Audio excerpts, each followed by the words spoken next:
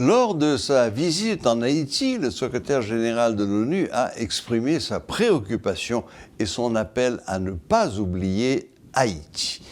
Cette visite de quelques heures avait pour objectif de mettre en évidence les crises auxquelles Haïti est confronté. Le secrétaire général a rencontré le Premier ministre, Ariel Henry, et les membres du gouvernement, des acteurs politiques ainsi que des membres de la société civile. M. Guterres plaide pour l'envoi d'une force internationale robuste pour assister la PNH. Préoccupé par l'extrême vulnérabilité des Haïtiens, il a dénoncé la violence brutale des gangs.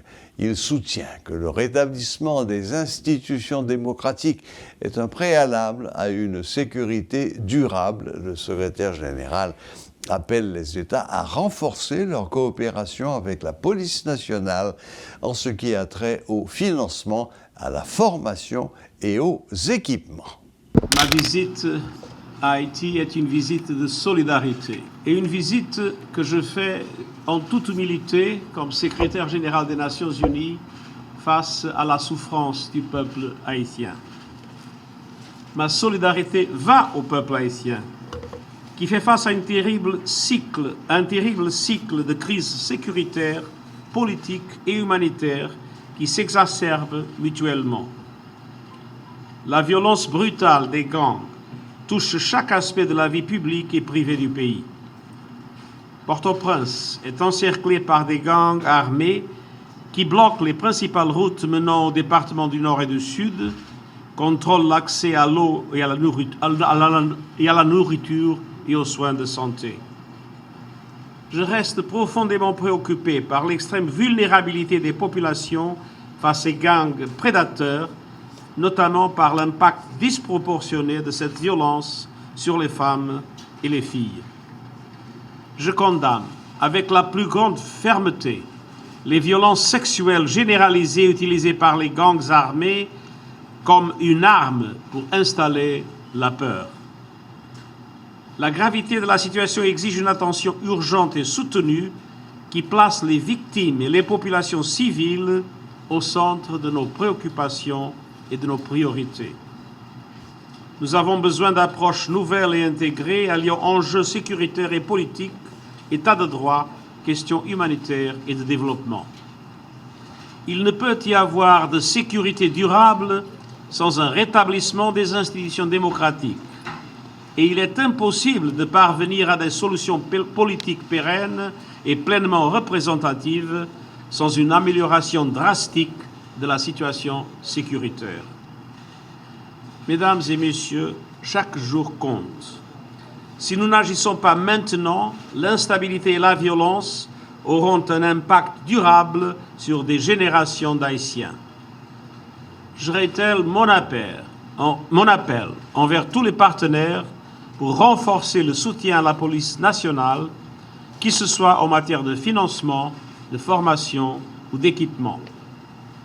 Je remercie les bailleurs qui ont déjà pris des engagements en faveur du programme conjoint d'appui à la police nationale haïtienne, également connu sous le nom de panier de financement. Mais nous avons besoin de beaucoup plus pour restaurer l'autorité de l'État. Je continue d'exhorter le Conseil de sécurité à autoriser le déploiement immédiat d'une force de sécurité internationale robuste qui viendrait assister la police nationale d'Haïti dans la lutte contre les gangs. Et j'appelle à la communauté internationale pour être prête à donner suivi à cette décision du Conseil de sécurité que je désire. Ce n'est pas le moment d'oublier Haïti ou d'affaiblir notre solidarité envers son peuple. Mesdames et messieurs, près de 2 ans se sont écoulés depuis l'assassinat du président Moïse. Les auteurs de ce crime odieux doivent être traduits en justice. Et Haïti doit revenir à l'ordre démocratique dès que possible. Aujourd'hui, j'ai eu des échanges francs avec le Premier ministre, le Haut Conseil de la Transition, la société civile et les partis politiques sur le besoin d'une entente politique pour mettre fin à la crise. J'appelle tous les acteurs à créer les conditions nécessaires au rétablissement des institutions démocratiques. Chacun doit dépasser ses intérêts personnels et faire des concessions afin de faciliter l'émergence d'une vision commune et d'un chemin électoral viable et crédible. Je salue les récents pourparlers interhaïtiens et aussi ceux facilités par le groupe de personnalités éminentes de la CARICOM en vue d'un consensus pour former un gouvernement d'unité nationale et élargir le Haut Conseil de la transition.